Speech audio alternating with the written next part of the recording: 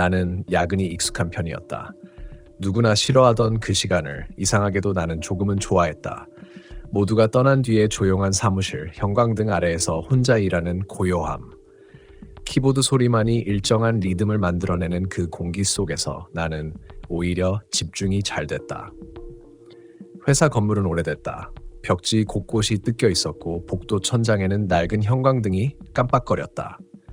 오후 6시가 넘어가면 대부분 퇴근했고 7시 반이 지나면 남아있는 건 경비 아저씨와 나뿐이었다. 그날도 마찬가지였다. 지은 씨, 또 야근이에요? 경비 아저씨가 엘리베이터 앞에서 나를 보며 웃었다. 나는 커피를 들고 서류 뭉치를 아는 채로 고개를 끄덕였다. 네, 이번 주 마감이라서요. 한두 시간만 더 하면 끝나요. 늦게까지 있지 말아요. 요즘 건물 조명도 좀 이상하더라고. 조명이요? 응, 불 꺼진 줄 알았는데 깜빡깜빡 켜지고 오래돼서 그런가 봐. 괜히 놀라지 말고. 나는 웃으며 괜찮아요 라고 말했지만 그 말이 마음속에 오래 남았다. 시간은 빠르게 흘러갔다. 밤 10시쯤 팀장에게 메일을 보내고 나니 사무실은 더 고요해졌다. 창밖으로는 빗방울이 흩날리고 있었고 멀리서 자동차 타이어가 물을 가르는 소리만 들려왔다. 그때였다. 복도 쪽에서 틱탁 하는 소리가 났다. 형광등이 켜질 때 나는 소리였다. 나는 무심코 고개를 돌려 유리문 너머 복도를 바라봤다. 복도 끝에 불이 켜졌다가 바로 꺼졌다. 그건 자동 센서 등이었다. 누군가가 지나가야만 켜지는. 나는 순간적으로 마우스를 쥔 손에 힘이 들어갔다. 밤 10시가 넘은 시각, 2층엔 나 말고 아무도 없었다. 잠깐 멈춰있던 불은 이내 완전히 꺼졌고 복도는 다시 암흑으로 가라앉았다. 센서가 오작동한 거겠지.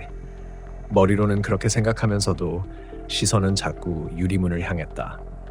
컴퓨터 모니터에 비친 내 얼굴이 흰색 형광등 아래서 더 창백하게 느껴졌다. 나는 한참을 그 자리에서 꼼짝도 하지 못했다. 잠시 후 커피 한 모금을 마시며 마음을 진정시키고 다시 작업에 집중했다. 그런데 10분쯤 지났을까 이번엔 복도 끝에서 드르륵 하는 소리가 났다.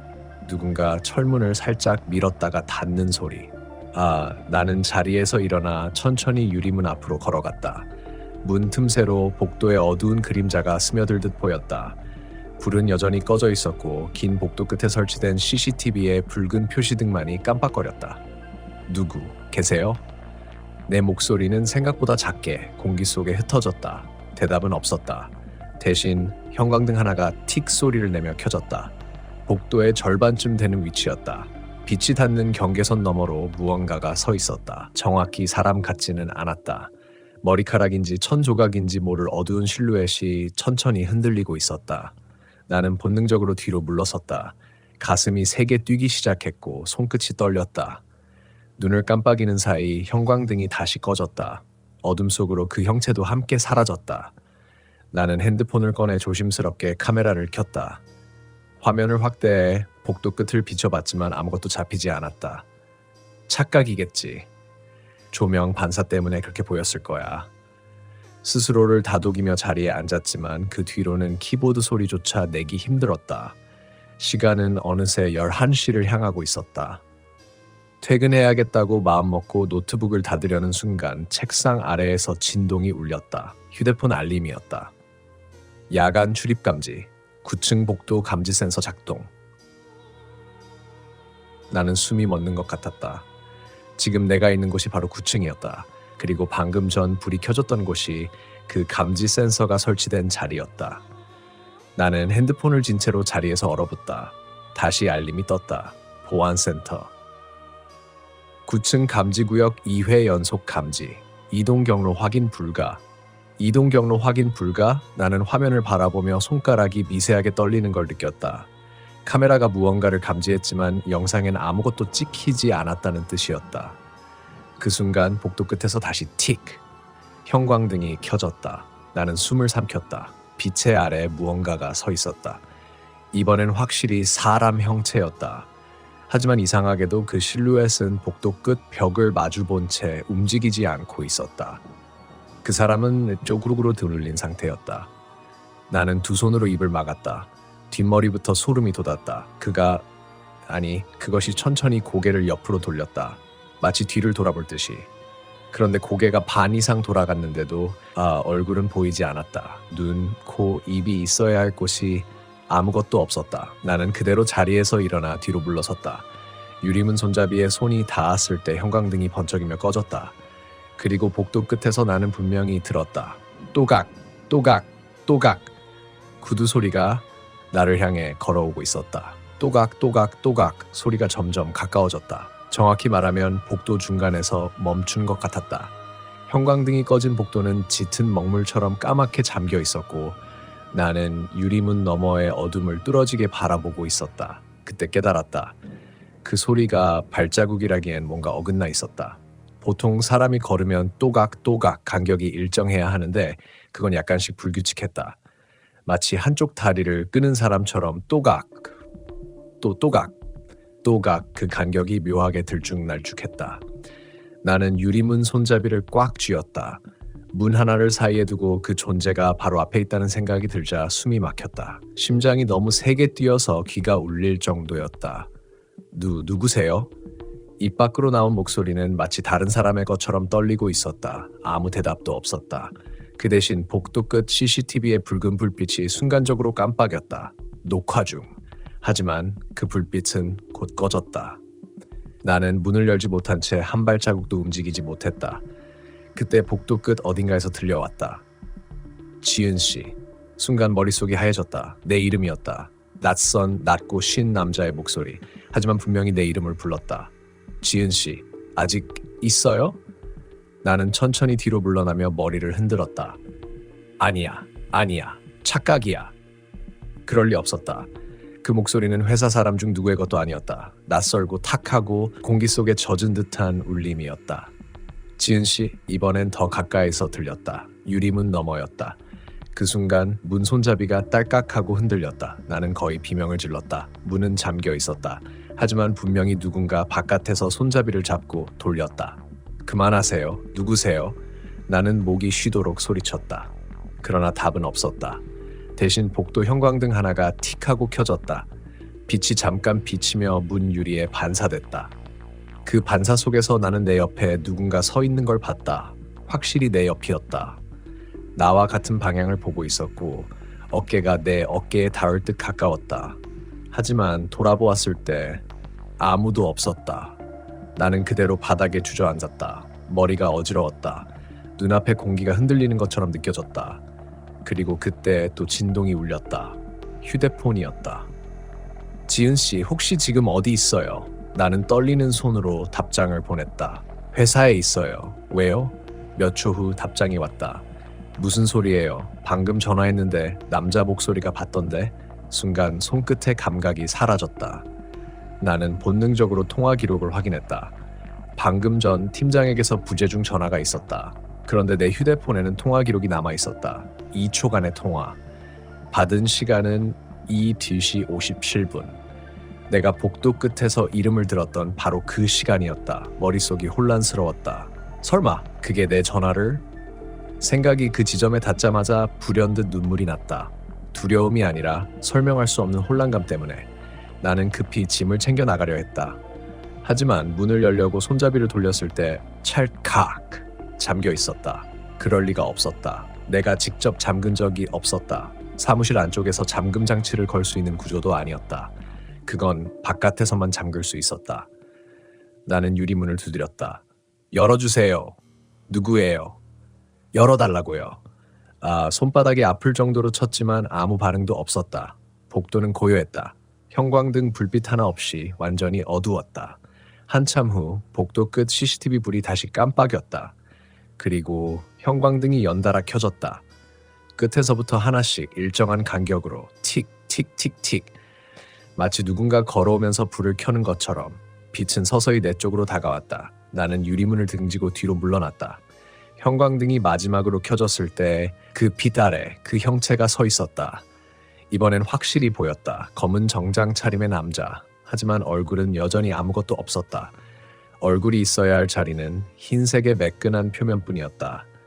눈, 코, 입이 모두 지워진 것처럼. 그가 고개를 갸웃거리더니 문 앞까지 걸어왔다. 나는 비명조차 내지르지 못했다. 몸이 굳어버렸다.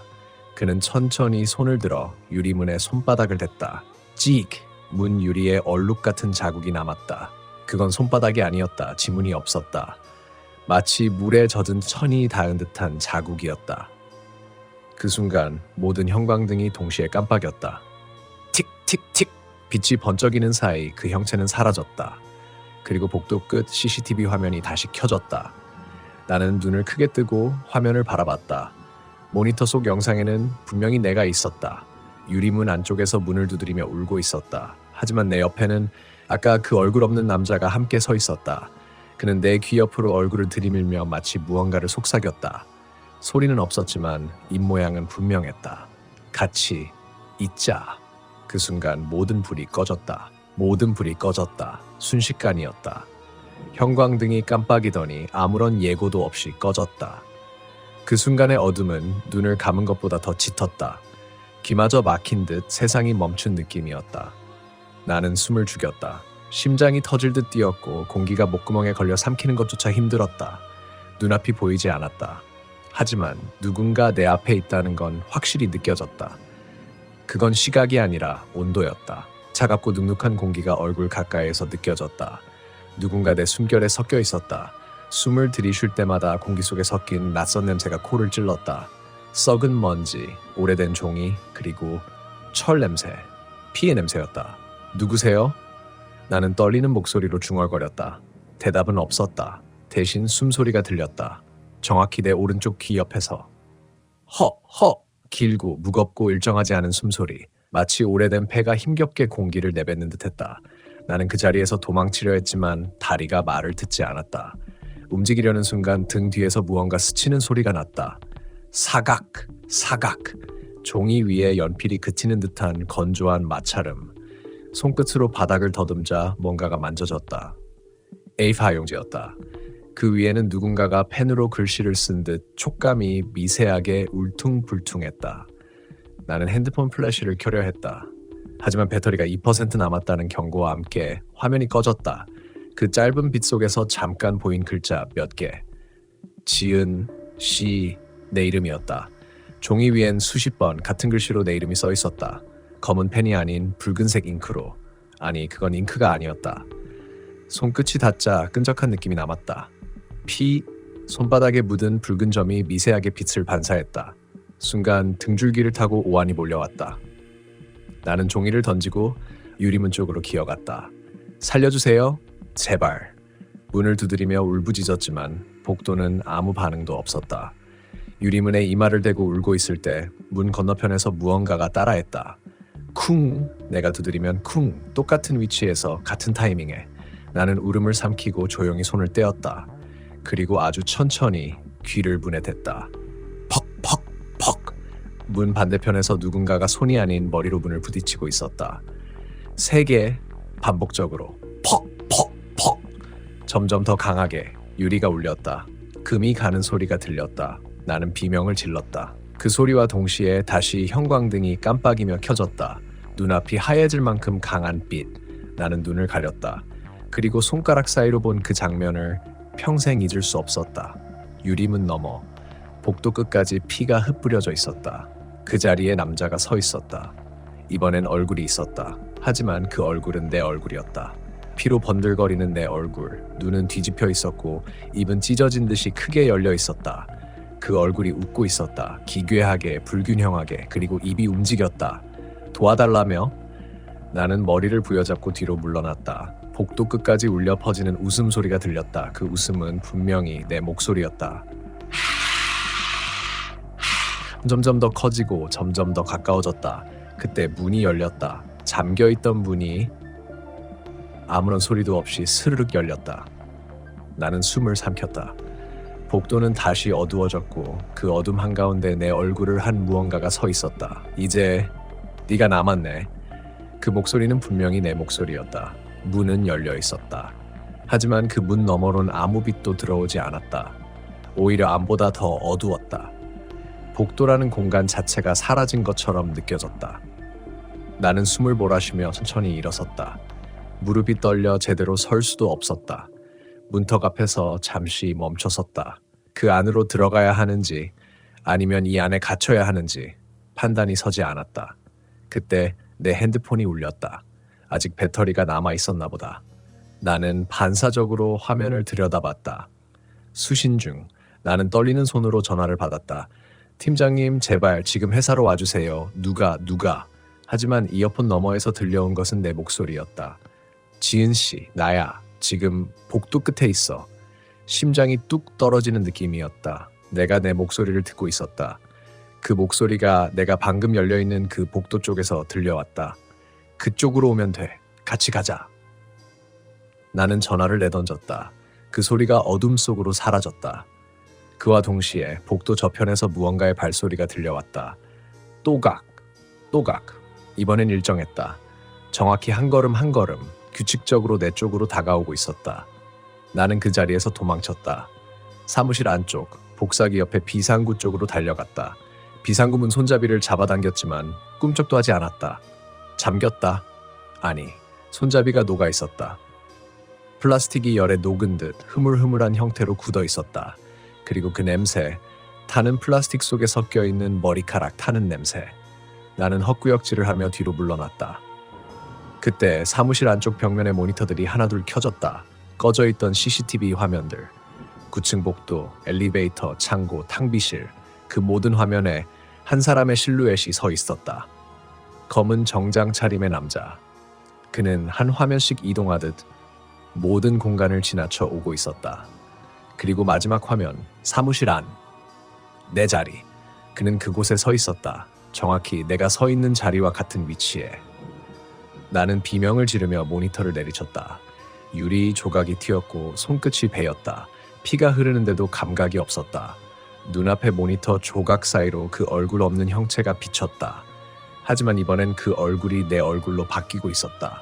눈, 코, 입의 형태가 점점 드러났다. 내 표정, 내 입술, 내 눈동자. 하지만 그 눈은 나를 보지 않았다.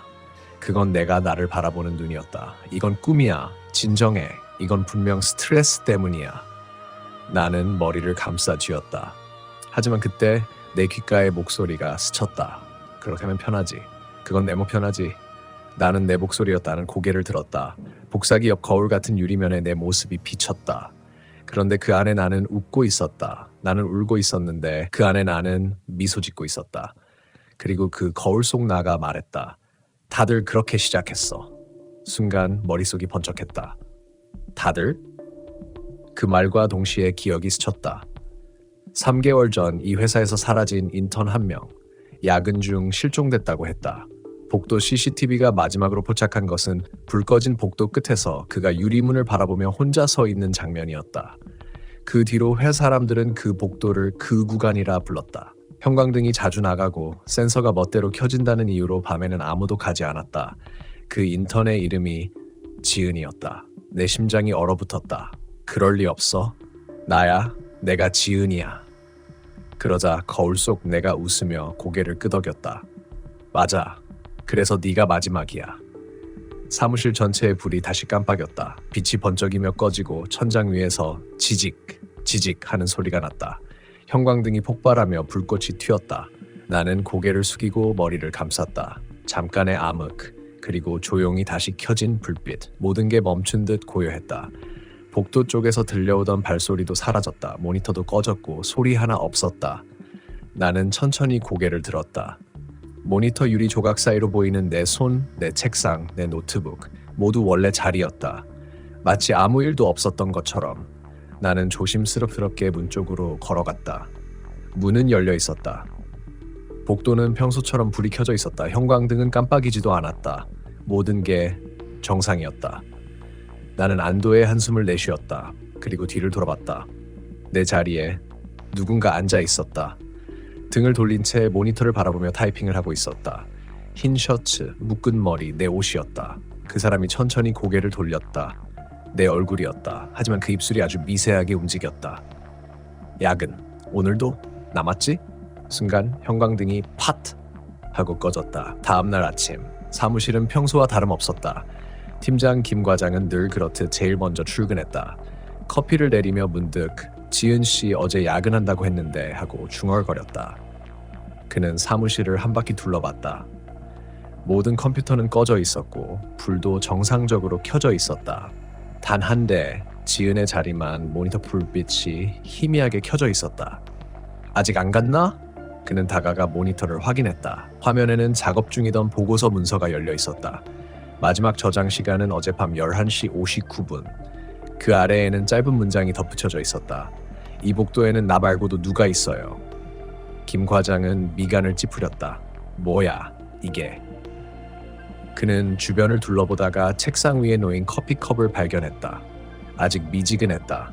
그때 책상 밑 어딘가에서 삐익 하는 소리가 났다. 그는 몸을 숙였다. 콘센트 옆 시하 뭔가 떨어져 있었다. 지은의 휴대폰이었다. 그는 무심코 화면을 켰다. 잠금이 걸려있지 않았다. 화면에는 녹음기 앱이 켜져 있었고 파일 이름은 이렇게 표시돼 있었다. 2025 12 12 야근 기록. 그는 주저하다가 재생 버튼을 눌렀다. 팀장님, 저 혼자 아니에요. 누가 복도 끝에 서 있어요. 형광등이 왜 또? 같이 가자. 그는 깜짝 놀라며 휴대폰을 떨어뜨렸다. 심장이 쿵 하고 내려앉다. 방금 들린 마지막 목소리, 그건 분명히 자신의 목소리였다. 뭐야, 이게... 그는 뒷걸음질을 쳤다. 그 순간 복도 쪽에서 또각또각 발소리가 들려왔다. 출근 시간이라 사람 몇 명쯤은 올 법했지만 그 발소리는 유난히 또렷했다. 규칙적이면서도 너무 천천히 한 걸음 한 걸음 가까워지고 있었다. 그는 복도 쪽을 바라봤다. 그곳엔 아무도 없었다. 단지 복도 끝 형광등 하나가 깜빡이고 있었다. 그는 문득 기억났다. 3개월 전 인턴 하나가 야근 중 사라졌다고 했다. 이상하게도 그때도 녹음 파일이 남아 있었다. 그리고 그 파일의 마지막 속삭임도 똑같았다. 같이 가자. 김 과장은 그 자리에 굳어섰다. 휴대폰 화면이 자동으로 꺼졌다. 그 순간 어둡게 변한 화면 속에 무언가가 비쳤다. 그의 뒤편. 유리문 안쪽에서 흰 셔츠를 입은 여자가 서 있었다. 머리를 묶고 손에 노트를 든 채 무표정하게 그를 바라보고 있었다. 지은 씨? 그가 고개를 돌렸을 때 그 자리는 비어 있었다. 문은 살짝 열려 있었고 복도 끝에 형광등이 팟하며 꺼졌다. 잠시 정적. 그리고 사무실 전체의 불이 모두 꺼졌다. 그날 이후로 그 회사에서는 야근을 금지하는 내부 규정이 생겼다. 밤 10시 이후 전원이 자동으로 차단되고 보안 시스템이 강제로 문을 잠근다. 하지만 어느 날 청소 담당자가 말했다고 한다. 그 시간에 복도 끝에서 아직도 컴퓨터 불빛이 하나 켜져 있던데요. 누가 남아있는 건가요? 그때마다 관리자는 대답했다고 한다. 아니요, 그 자리는 비워둔 지 벌써 3달 됐습니다. 지나친 성실은 때때로 자신을 삼켜버리기도 합니다. 야근이 남의 일처럼 느껴지시나요? 혹시 오늘도 당신 자리에 불이 꺼지지 않았다면 그건 단순한 센서 오작동이 아닐지도 모릅니다.